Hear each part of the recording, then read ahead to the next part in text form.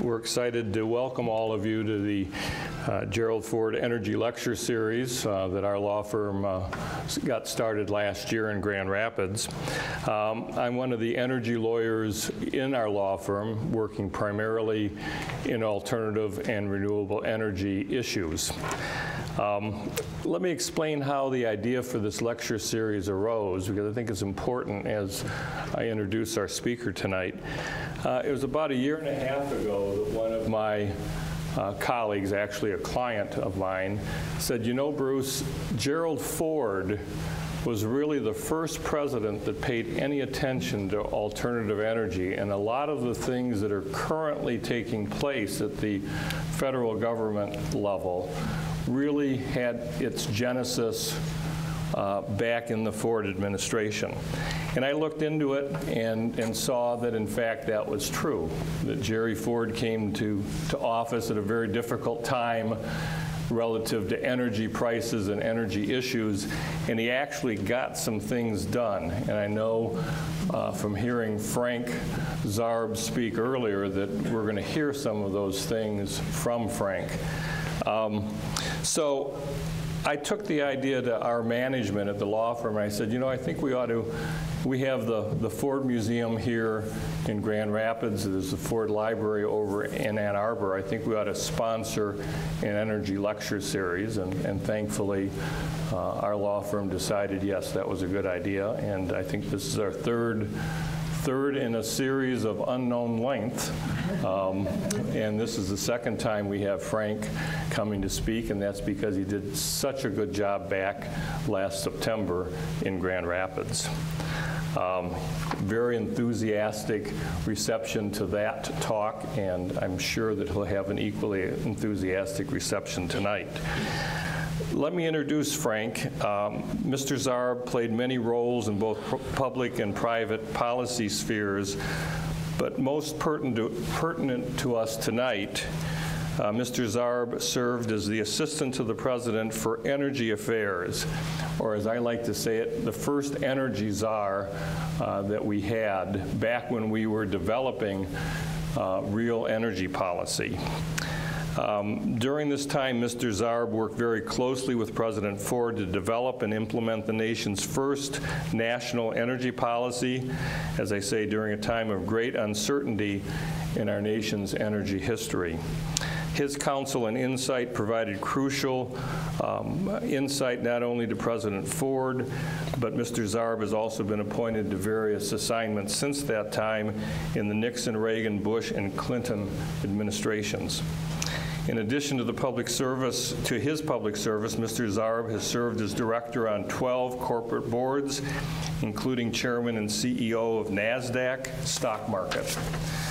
He has also filled many public positions, such as chair of the Long Island Power Authority and board of directors of the Lower Manhattan Development Corporation, which was responsible for distributing federal aid after September 11th. I encourage you to see the more extensive bio that's in your materials. Please join me in welcoming Mr. Zarb to the Gerald R. Ford Presidential Library. Thank you. Thanks very much. And I'll share with you a story, a Washington story that really was one of President Ford's favorite stories, although he always warned me, because he knew I used it a lot, he always wanted me to check and see if there are any congressmen in the audience. So are there any congressmen in the audience? It has to do with a fellow who was going to be hung for a crime. And he goes out to the gallows, and the hangman said to him, what are your last comments? And the fellow said, I don't have anything to say. And I said, you know, we got C-SPAN here. You've got to have some final comments. And he said, I have nothing to say. So just then a congressman got up in the audience and he said, will the gentleman yield?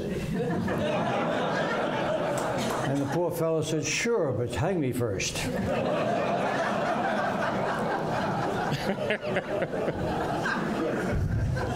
But the overarching question I want to visit with you here this evening is consider energy policy in this form. Is it possible to reform our democracy so that it will be able to deliver long-term policies that benefit the national interest in the face of short-term political pain? The answer to that uncomfortable question is at the crux of all of our major national policy needs today. Using energy policy to frame the question is really natural. How we use energy, where we get it, how we pay for it, all drive our economic and foreign policy. Energy shapes our global alliances. It impacts our national security. My own experiences with energy policy began almost 4 decades ago, and it may provide tonight a little bit of useful color. In 1973, the Arab members of the Organization of Petroleum Exporting Countries, OPEC, organized an embargo on the United States.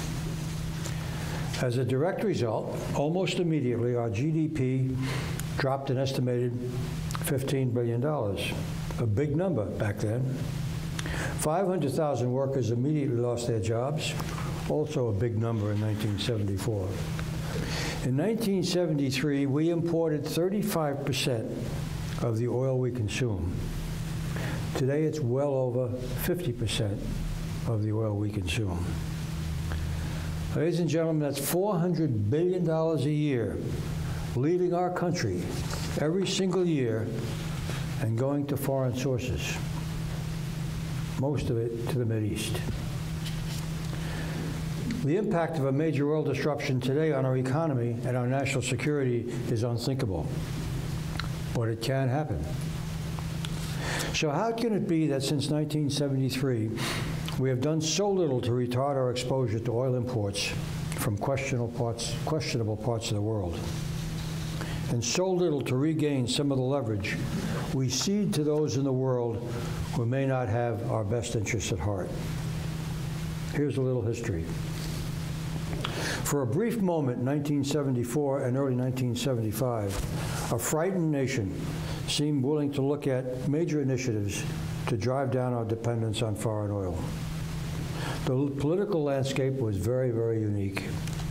President Ford was an unelected leader, still explaining why his pardon of Richard Nixon was in the best interest of the nation. The House of Representatives was dominated by a liberal freshman class, swept into office on the fumes of Watergate. Long lines at service stations, hospitals running out of heating oil, factories shutting down. All of that sparked, at least for the moment, broad support to do something about our energy problem. When the embargo ended in 1974, the country was still confronting inflation, recession, unemployment, and some delicate labor issues. The nation was still reeling from Watergate. Nevertheless, President Ford made energy a very high priority, and he asked me to lead a policy team to structure a plan which would begin a long-term but steady process toward reducing imports from the Middle East. It took us 4 months in 1974 to create a comprehensive legislative package. During that time, the President met with us regularly, and he went through every detail as the plan was being built. He instructed other cabinet secretaries to be involved and to be supportive. Everyone got his message. It was this: this initiative is important to me and not subject to interdepartmental squabbling. Some in the White House, especially those on the political side of the West Wing, grumbled that it gave too much ammunition to our enemies in the Congress. The grumbling was quite amusing, and to me, I learned something. It was steady grumbling, but always just out of the earshot of the President. President Ford introduced his plan in January 1975 by way of the State of the Union message. He told the joint session of Congress that he would submit legislation which, if enacted, would force conservation through a broad range of measures, including the elimination of price controls, which was a holdover from the Nixon government, some selected taxes. He was going to expand nuclear power plants, considerable expansion over a 10 to 15-year period, boost coal production and build coal power plants fueled by coal, open the Outer Continental Shelf and other areas for domestic oil and gas exploration, support the construction of new refineries, develop renewable and synthetic fuels in a sensible and realistic manner, and create a strategic oil reserve for future emergencies. All tough stuff. And to add some balance, the plan called for fuel subsidies for low-income Americans who would get caught in the crossfire, also designed to be extra sensitive to nuclear safety and environmental standards. And it included a windfall tax on some oil companies who stood to get very rich if the plant went through. The Congress and special interest groups were caught by surprise. It was a wonderful, wonderful, but all too fleeting moment. Here was this man from Michigan, drafted to be president, facing his first presidential election in less than 2 years. This former congressman, whose political antenna was better than most, and he was proposing to increase energy costs for voters, expand controversial nuclear power, and extend domestic oil exploration to areas that had been previously protected. He was a politician who talked about doing what he believed to be right for the country, even if it was not in the best interests of his election campaign. When I told the president one day that our legislative proposals managed to irritate Republicans as well as Democrats, he smiled, as only he could do, and he said to me, "That means we have it just right." For the most part, the early opposition was shallow. Jimmy Carter, who was getting ready to run for president, proposed a long-term energy policy to save gasoline by ordering service stations to close on Sunday. He complained that the president's proposals would be inflationary, and of course, higher fuel prices were part of the design of the Ford plan. Yes, gasoline would have gone from 53 cents a gallon to 70 cents a gallon, but the long-term benefits would have been very, very significant. The silliness was bipartisan. A senior Republican senator who, for the most part, was sober, urged that we should solve our entire problem with synthetic fuels. Never mind, he had no idea what synthetic fuels were, their state of development, or whether they could compete in the marketplace. Democrats in the Congress came up with some alternative ideas which are also empty and were broadly panned by the media. So in those early days, it really looked like we had a real chance of gaining effective legislation. But then an increased flow of oil from the Mideast, a flat to lower oil prices worked against us. A recession meant lower oil consumption, and OPEC, knowing clearly that its fortunes might be affected by our success, shrewdly influenced the debate by dropping hints that they were going to lower prices. As 1975 wore on, the Congress held hearings on the president's plan. The price of oil did not rise, there was ample supply, and most of all, there were the 1976 elections coming up. Those forces resulted in a steady erosion, which initially was a limited reservoir of congressional courage. As we began to lose traction, I went to see Scoop Jackson, who was a senator from the state of Washington and my Senate Oversight Chairman. I complained that what the Congress intended to do would be inadequate. And when I asked him what might push things back in our direction, he said, "Make another embargo." He turned out to be right. Without a crisis, Congress was not going to do what needed to be done. The battle continued for the rest of 1975. Strange alliances were formed. A number of trade unions sided with us. Consumer groups, led by Ralph Nader, opposed our intent to raise prices. But then we were surprised when he gained the backing of some important environmental groups. I asked an important environmental leader, "How could you oppose a measure which would lower the use of fossil fuels?" He replied, "Nader helps us, we have to help him." That was one of the many ugly lessons I learned that year of how Washington really worked. The president never lost enthusiasm for his plan, and at one point he said, "We have to keep fighting for every element, but in the end we're going to get much less than we want." He intended to go back to the Congress after the election and pound away for the rest of the package. I believe had he been elected, he would have gotten the job done. In the end, the Congress gave us the easy stuff. They authorized the Strategic Petroleum Reserve. They gave us the ability to mandate fuel efficiency standards for automobiles. They approved appliance energy efficiency labeling, but they punted on price decontrol and all of the other important measures which would have angered their voters. And you know how the election turned out.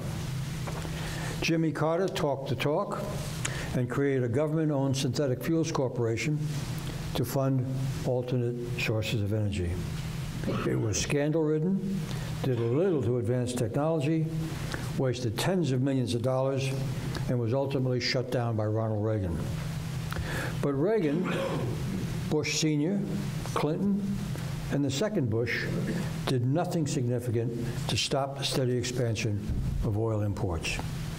None of them made national energy a policy. Today, the current condition of our economy, the bad political climate, precludes any kind of initiative that will make sense. But following the election, there'll be an opportunity to take some positive steps. Advanced natural gas extraction technology and a proposed new pipeline between Texas and Canada can make a contribution to our energy base. Yes, both projects will require effective environmental standards, but a good faith bipartisan effort can make them a reality, and perhaps set the stage for something more comprehensive in 2013, which I assure you would not look anything like the 1975 plan. Today, I can't help but wonder how the world would be different if the Ford energy legislation was adopted 36 years ago. Here are some thoughts. First, we'd have much greater control over our own energy universe. Second, energy prices would be lower to the benefit of our economy.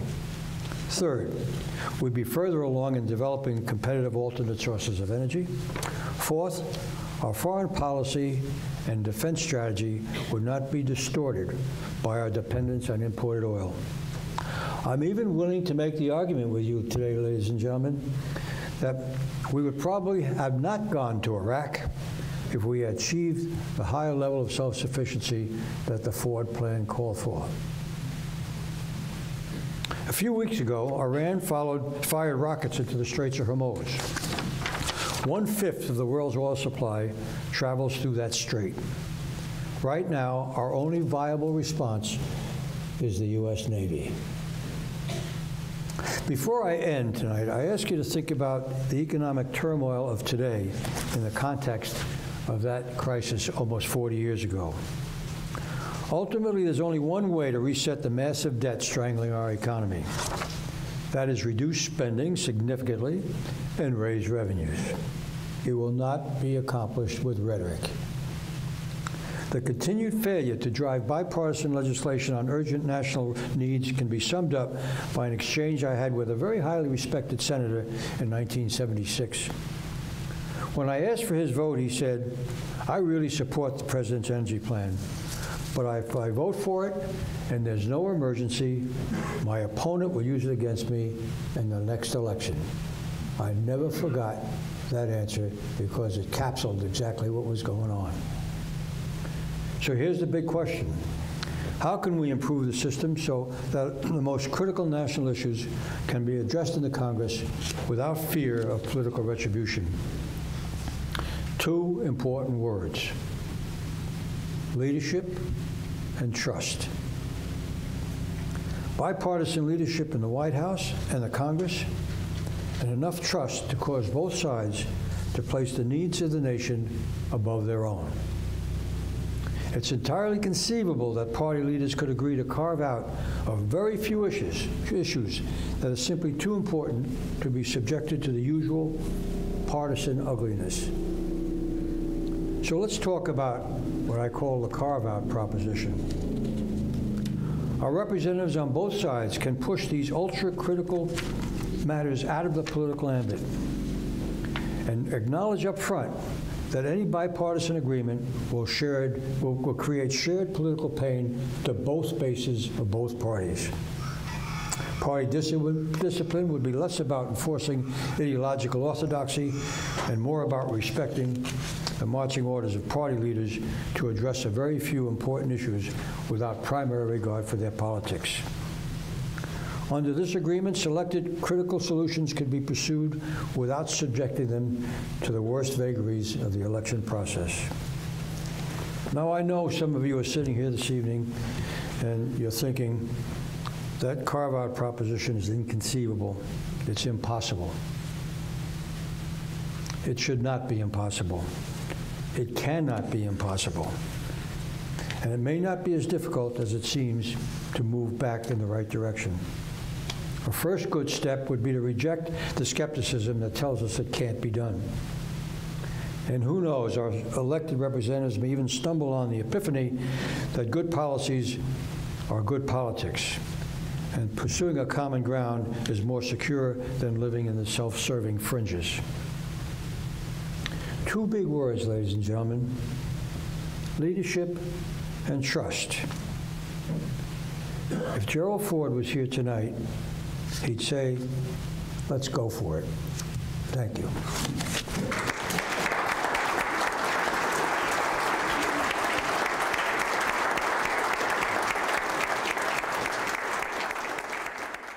What do you think of the Keystone Pipeline project? Look, I think, you know, it's a great example of what we just talked about. The president slowed it up. He knows it has to be built, and he's going to delay it until after the election because he doesn't want to irritate the part of his base that are concerned about the pipeline because they don't want the tar sands in Canada developed. It's an environmental issue. So he knows it has to happen. He knows it will happen, but he will delay it for political reasons. And that's part of what I've been talking about. That's the way Washington works. And on some important issues, it can't work that way if we're going to continue to grow as a nation.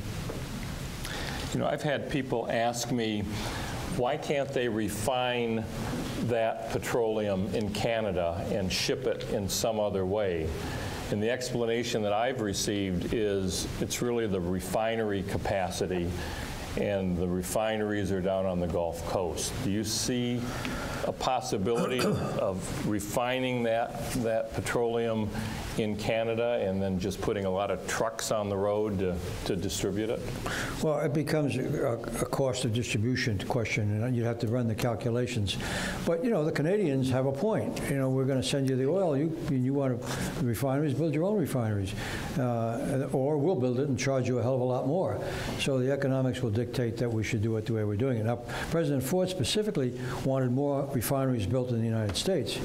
And the legislation we sent up provided two major pieces of legislation which would have expedited that. Were there refineries ultimately built? No. Okay, so we're still operating old refineries. Yeah. And it's the same political balance because nobody wants it in their backyard, and politicians will overcome that.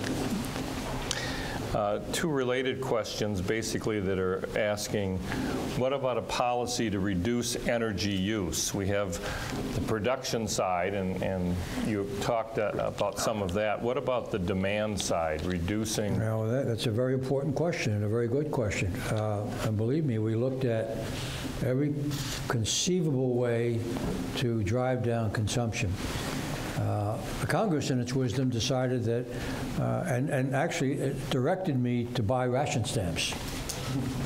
So their answer to this question was ration, which was inconceivable even then, because as we looked at the problem, the notion of rationing gasoline a la World War II, how would you distribute ration books?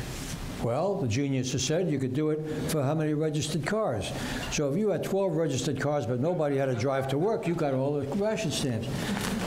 Or registered drivers. I mean, you could have 6 kids in college that have driver's licenses, but none of them drive 50 miles one way to work.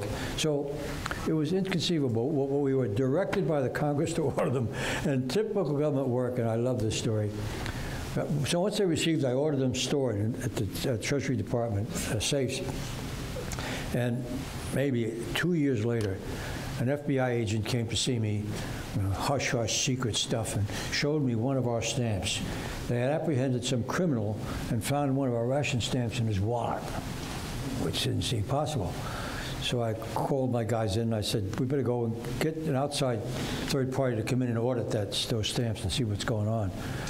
They came back to me a little bit chagrined and said, we can't do it because when they were ordered, we forgot to number them. So that week, we used up $200,000 of your money, thank you, had them burned. So there's only one way that drives consumption in the United States of America that works, and nobody wants to hear it, but it's price. Had we started the price movement early enough, we've gotten a head start on taking control of our oil supply. We would have driven the private sector to invest more in alternative and domestic types of energy, 15, 20 years earlier. And by the Congress not allowing that to happen, they've put us in the position we are today. And I've got to say, every other president since President Ford saw the politics of it and declined. Now, so some side stories. Al Ullman was chairman of the House Ways and Means Committee, a Democrat. Good guy. And he said to me one day, I would like to introduce legislation to increase the taxes on gasoline and on natural gas. And I never knew why, but he said he needed help. I talked to the president. The president said, he knew politics better than any of us. He said, look, give Al all the help he wants, but don't politically endorse whatever he wants to do. So Ullman introduced a subcommittee a 37-cent gallon tax increase, gasoline. 37 cents? Or 30, I know he got to 37 cents. 37 cents. Okay. It was amended to 9 cents. It got to the floor, it was amended to a penny, and then it was defeated. So the politics of price increases are what they are. But if we're going to drive conservation, ladies and gentlemen, I guarantee you that's the way to do it. Now, you mentioned during your talk the CAFE standards, at least the legislation that authorized mileage requirements for the automakers got started. It was one of the pieces of the Ford legislation that got adopted. Isn't that a way to reduce demand? And what was the thinking behind that? And was there applause on your side that, hey, at least we got that? Well, look, it set a tone. Look, Michigan's a bad place to come and criticize the auto industry. So, but I've got to be completely fair here. I sat in the Oval Office with the heads of the 3 major companies. You get the correct of the years. You can calculate the names. I'm not going to mention them here tonight. And the president said, look, we have got to move on this, and we're going to have to get prices up, and you guys have to help me. Now, they were convinced, these 3 guys, good faith, that the American people were never going to demand what they didn't make. We direct what the American people are going to buy, because we make it, they buy it. I didn't say it in those words, but I walked out of the Oval Office with them, and they thought the president was from another planet in what he was suggesting that we do. So left on its own discretion, there wasn't enough vision to say, look, the Japanese are going to come and eat our lunch because the prices are going to go up, because it had to, one way or another, move in that direction. So that was one way to get their attention. We also concluded that we needed to put enough measures in the bill that would allow the American people to participate. The 55-mile-an-hour speed limit was put in place not only for that reason, but partly because it'll let the American people participate in the overall solution. And believe me, that was not without controversy. I'm not sure. I look at some younger faces out here. I'm not sure that everybody remembers 55-mile-per-hour speed limits. And odd even license plates to buy gasoline. How many people were in gas lines in the 70s? No. Okay. I guess there are fewer young people here than I thought. 55-mile speed limit was designed to reduce use of fuel, which it did. Incidentally, it also saved lives. But the governor of Montana, who was completely dead set against it, argued every step of the way, and he'd call me every second day to call me names. And then when it was done, he called me and he said, okay. He said, now that it's done, the legislature today here in Montana passed legislation, and if you get caught speeding in this state, it's $5 fine, and you're paid up for the next 12 months. And, you know, his point was right. You guys in the East take mass transit to where we're going. My people have to drive 150 miles to go to work every day. So, but it needed to be done. Every step was controversial and was a battle. Okay, so we've talked about the auto companies. How about the oil companies? How influential were they on preventing the development of some of these policies? They lost their credibility, and it was unfortunate. First of all, they lost in the Mideast because they just lost their hold on the situation. Aramco, the American oil companies in Saudi Arabia, I don't know if how many of you have ever been there, but it's kind of an isolated, walled unit where it used to be dominated by American companies. And one thing that struck me when I got there, the women could get in their cars and drive around the compound, but you couldn't do that anywhere else in Saudi Arabia. So you'd see women driving just to get the practice of driving. And then they'd ask you at dinner whether you'd like vodka or scotch. And of course, you couldn't ship alcohol in and out of Saudi Arabia. But they had this enormous still, and it made the same stuff. They just colored one and called it scotch. But the oil companies lost their traction there because they didn't see it coming and negotiate better terms. And maybe they couldn't have. I can't judge them too harshly there. But they did some stupid things. We were working to get prices deregulated, which would push prices up, with the argument that the oil companies could take that income and put it back into U.S. development of energy. One of the major oil companies, and I won't mention it, all of a sudden announced it had all this excess cash and it was going out to make a huge acquisition of an electric motor company that had nothing to do with energy, nothing to do with a company that made electric motors, that sold it to refrigerators. And here we were fighting to get that done, and they spring at us in the middle of the night. And then, this never got to be too public, but I get a call from the chairman of Exxon, who was then the interim chairman, and he was my mole. He was an advisor. I couldn't admit that because to have an advisor from the oil industry would have been sacrilege. And he said to me, have you been looking at runs to stills? I said, I get my monthly report, looked all right to me. Runs to stills is a report that shows what the industry is doing. When they take a barrel of oil, how much of it goes to gasoline, how much of it goes to fuel oil. And he said, well, take another look and call me back tomorrow. And I did that, and he said, as you can see, the gasoline production is decreasing. Now, here we are ready to go into a summer. President's out there on the limb arguing to get prices deregulated so we can invest more in domestic oil. And these oil companies were beginning to intentionally shorten on the supply of gasoline so prices would spike in the summer. Well, needless to say, I was a little bit angry. In those days, we didn't have emails, so I sent a telegram to these guys at home.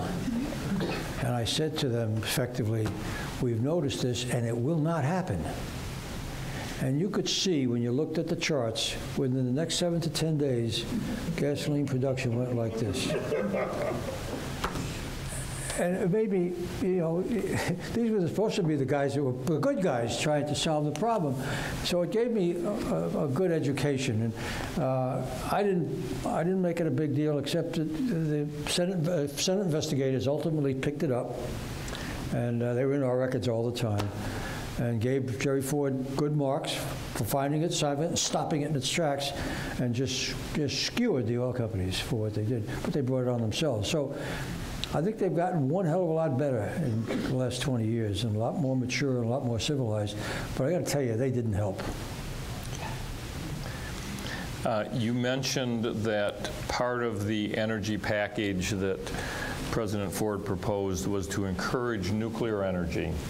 What was the result of that effort, and what is your position, if you want to take one, on nuclear energy as a partial solution currently? Well, you got to put it back into the context of 1975, which is, the answers could be a little different today, but it was clearly the right technology. The economics were right. You made the investment, you got paid back. The private sector would do it. There was sufficient insurance protection by the government that protected you. Technology had gotten very good. We had the Atomic Energy Commission in those days, that's changed, that had stringent regulations. And the French were on the path of having 80% of all their electric power on nuclear power, and that's where they are today. So it made a lot of sense to do it.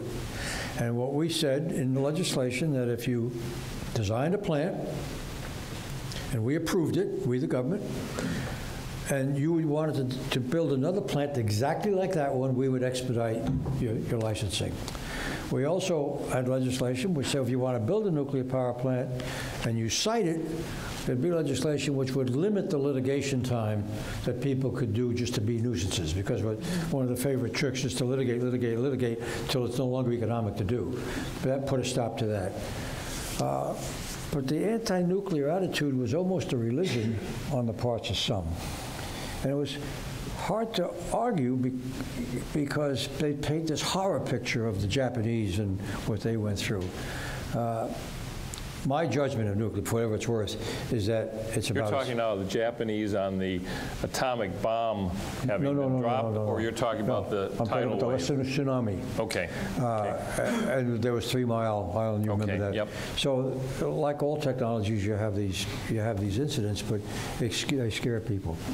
But the Congress used it as a political weapon. They used the fear of this as a political weapon. It had nothing to do with energy. It had nothing to do with what they thought was right. It had to do with them being champions of those who were anti-nuclear. And they were able to make it. My wife, who was a school teacher, designed a coloring book for young children. And it was energy, to explain what energy was, how you conserve it, what gasoline is. And there was one page on nuclear, and this is an atom, and the color it yellow. I took more grief. She didn't get paid for this. I took more grief from that from a congressional committee. I testified 193 times in 2.5 years. And one of those times were these characters who wanted to take my head off because my wife had this harmless little coloring book. But those were the times. And it prevented sensible, good public policy in a needed area. We could have argued it could have been reshaped, but they just stopped it. The Nixon and Ford administration had Project Independence, and it included a plan to increase coal production and consumption on the electric generation side. How did Presidents Ford and Ford's environmental stance, how is he going to protect the nation if, in fact, coal did ramp up? Good question. Good question. Nixon was Project Independence, always unrealistic. We didn't need to be independent. All we needed to do was reduce the amount we take from bad parts of the world, and taking it from Canada is just fine. But Ford did have coal as one of his components, but also drove the scrubber technology simultaneously. So had we not stopped coal advances, scrubber technology would have made leaps and bounds, and today we could burn coal that would be safe. But we're years and years away from that now, simply because we stopped the economic momentum to get it done. I read a piece recently that suggested that the U.S. engage with China to develop cleaner coal technology, since we're never going to build another coal plant, the author said, in the U.S., we ought to go over to China and help them build the cleanest plants possible. I think that makes your point, is if you're not developing this technology, it's not improving. Yeah, and you know, the notion of, it's noble to go clean up the Chinese air. We have some issues here that need attention. And incidentally, the reason we're going to continue to see spikes in gasoline going forward and not coming down very much is because of the Chinese, who are growing so fast, and they're in the market consuming a heck of a lot of fossil fuel, as are the Indians. So that dynamic has changed forever. Do they get a greater proportion of their oil from the Mideast than we do? Do you know? I don't know the answer to that. I tend to think that's true, but I don't know where else it would come from, frankly. Yeah. Okay. Getting a little more political, perhaps, is the Simpson-Bowles Commission an example of what would happen if your carve-out idea were to be pursued? Yeah, maybe. That's the maybe. That's the commission that tried to figure out what we're going to do with revenues and entitlements. Is a president in the White House who had the courage and the integrity, and he stood up before the American people and he said, look, there are 2 or 3 issues in this country we just can't do this with anymore.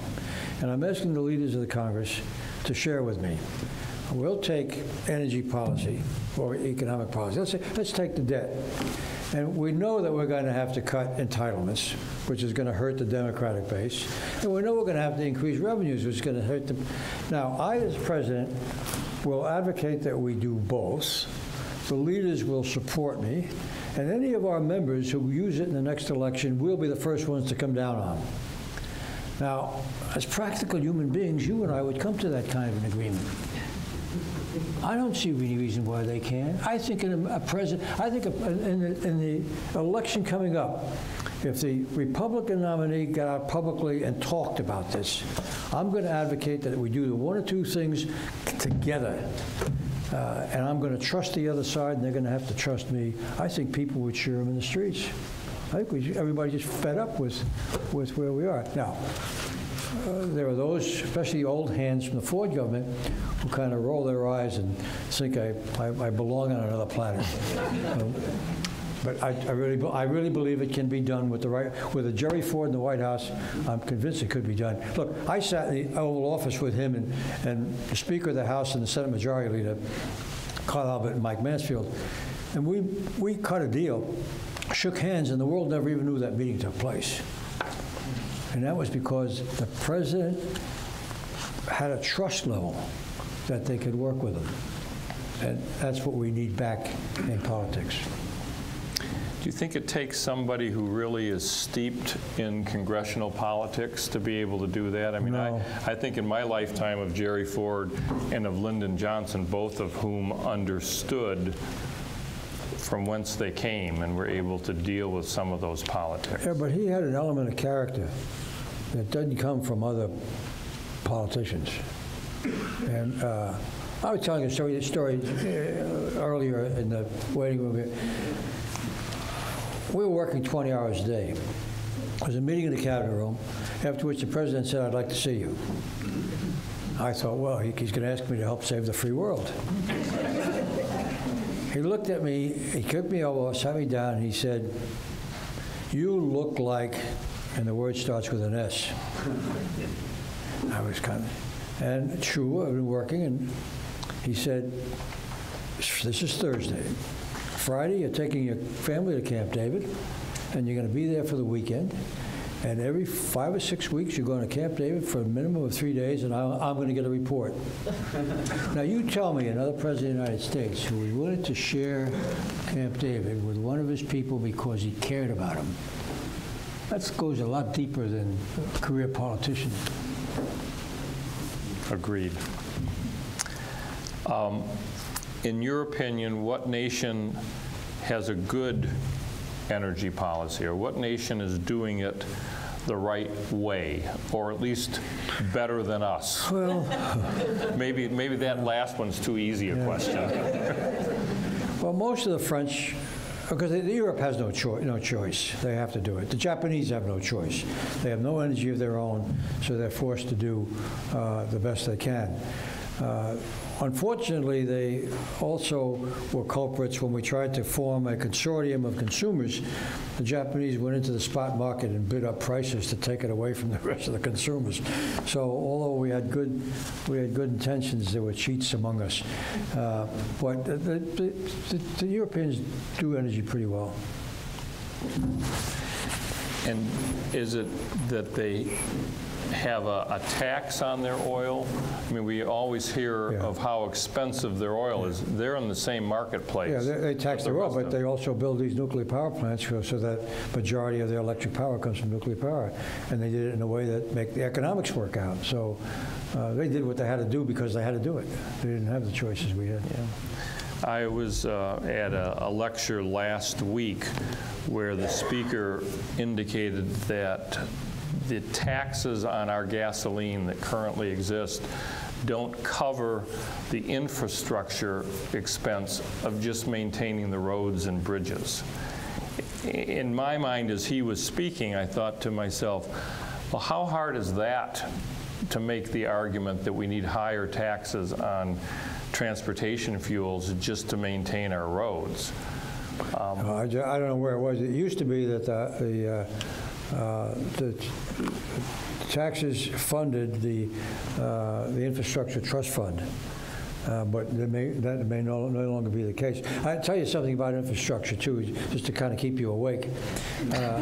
Before I was drafted to be a so-called energy czar, which was invented by Doonesbury, and it wasn't complimentary. I was in the Office of Management and Budget, and that's how I first got to know the then Vice President. And the country was going through an inflationary period, and George Shultz, who was Secretary of Treasury, ran this Economic Policy Board, and he decided that we ought to get the Congress to suspend all new starts in infrastructure for at least 3 years. We had about a 50-year backlog. And you know, they fund these things, it goes on the books. The first year it's $5, and then the next year it's $500,000 for prints, and then it kind of builds and builds and builds. And every politician gets his favorite bridge to nowhere in place. So they decided that OMB, and me specifically, was to go convince the Congress to slow up and suspend new starts for 3 years. So I went to see Congressman Jones. Jones was the House Subcommittee of Public Works. And he was 80-something years old, had this, came from Alabama, deep Southern drawl. And OMB was a great organization. They prepared me then with flip charts. We didn't have the fancy stuff that people have today with slides and stuff. So I went through this presentation, and I pointed out to him why it made all the sense in the world for this country just to stop new starts for some period of time.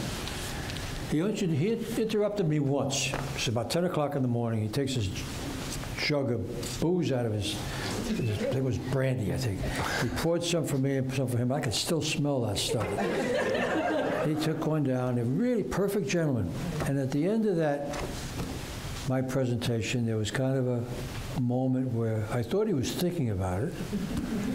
And he said to me in his deep Southern voice, he said, "Boy, you fussing with the testicles of the universe."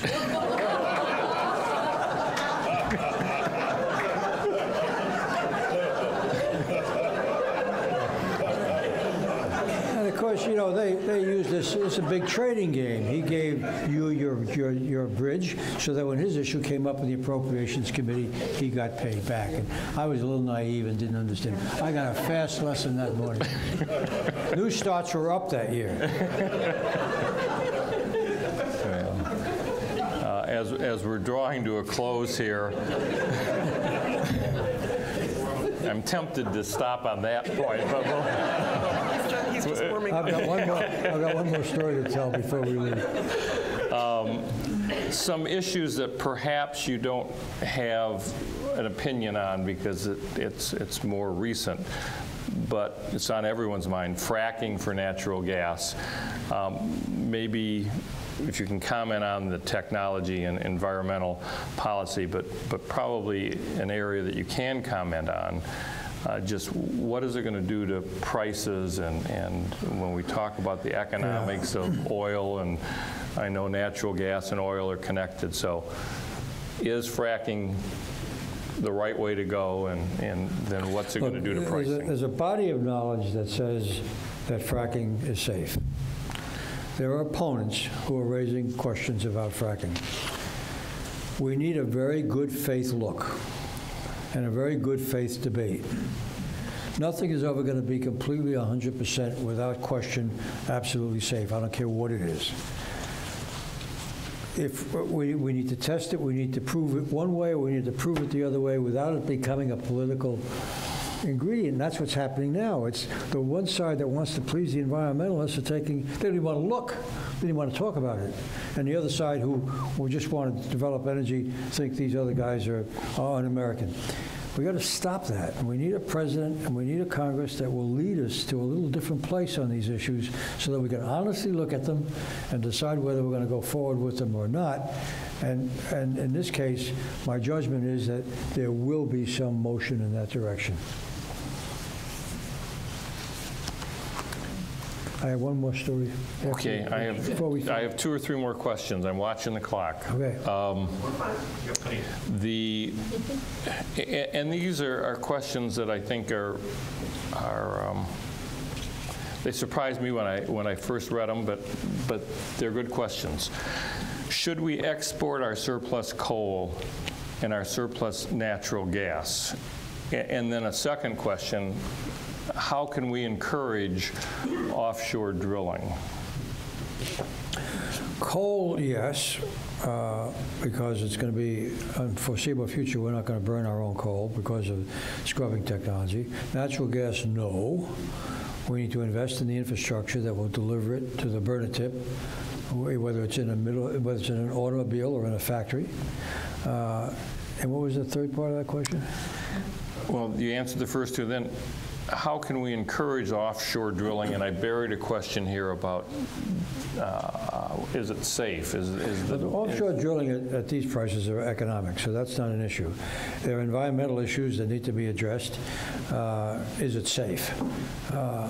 We had this big BP thing, and it demonstrates that nothing is absolutely safe. Now, this wasn't the technology. I know as much about it as you do, but it looked to me like there was some human error there.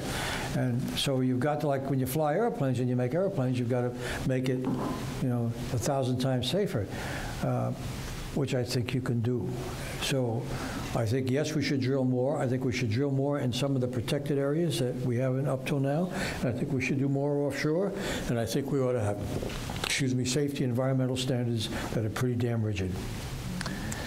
I know last time we were together, we talked a little bit about alternative energy efforts that the Ford administration initiated that have now led to NREL and some of the alternative energy practices that are coming to the fore, solar and wind and all. Back when you were in the administration, what was the view on the most likely alternative energy that was going to hit in the near term? And let me make one more comment. The solar energy people, every year they say solar energy is going to be cost competitive in 3 or 4 years. And that was starting back in the mid-'70s, and we're still waiting. So how did it look back in the 70s? About the way it looks today. 3 more years. Arm & Hammer, who ran Occidental, used to come to Washington. I don't know if you guys remember Arm & Hammer. He was really a figure in that industry. And I always thought he made baking soda. And he wanted more federal land for oil shale. And he'd come and he'd call, and I wouldn't return his call. The next call I'd get was from the president. Hammer's in town. What does he want? So I wind up seeing him, and he'd want to, and he was the same way. In 2 years we'll compete economically. Well, it's still not competing economically, and look where the price of oil is. Look, it's come a long way.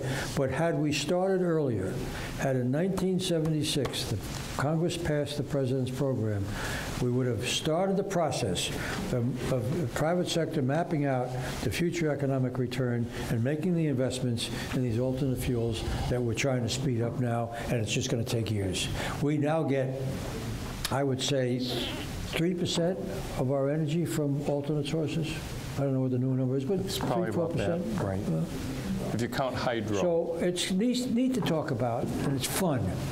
I'm on a board of a private equity company that does nothing else but invest in companies that are developing electric storage, solar energy, electric car. It's really a lot of fun, but it ain't going to do the job in our lifetime. A related global question, and then we'll close with your comment, and that is on global warming, climate change. When we talk about alternative energy, at least the conferences that I go to now, people don't talk about CO2. They don't talk about global warming. They try to talk about the economics. So that issue has been pushed aside, at least where I go and listen to people talk. But was that even an issue back in the 70s? Were people worried about the products of combustion beyond particulate matter or CO2, excuse me, yeah. or SO2? Yeah, it started. I was, when I was at OMB, I led the group of agencies that developed the first Clean Air Act. Well, some of you will be surprised. First Clean Air Act came from Richard Nixon.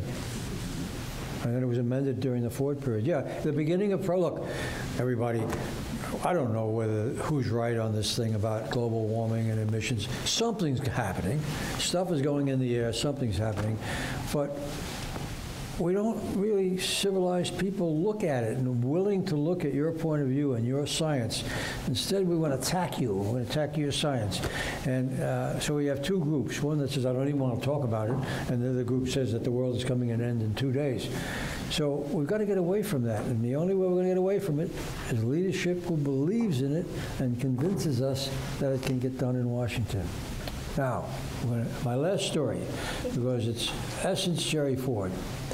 I was confirmed by the Senate. My first public outing was in Atlanta, Georgia. And we had a town hall. The president liked town halls. We have a group like this from all walks of life. And various cabinet heads would get up and talk about their various plans. And he had me out the first time ever giving my first public presentation on the president's energy plan. I was more than a little nervous. But I got up there and I talked about increasing prices, and I talked about nuclear power, and I talked about all the stuff that's in here. And when I was finished, I said, let's take some questions. The president, who had been out in town, just came back. And as this guy got up, the president came in behind me, and he didn't sit down, he was standing. And this guy said, I got a question, but I want to know whether you smart guys in Washington understand. But if you raise the price of gasoline, I have to spend more time at home. If you raise the price of electric power, I have to keep the lights off. If you raise the price of heating oil, I have to spend more time in bed. And you smart guys understanding that this is a true story, all you guys are doing is raising the size of the U.S. population. I turned around and the president was grinning at me. I want to see how you're going to handle this one, smart guy. So my nervousness doubled. I said to him, look, I'm going to answer your question. With respect to your initial observation, I think I'll pass. And a lady got up in the room and she said, you're going to miss an awful lot of fun. That's a true story. Absolute true story.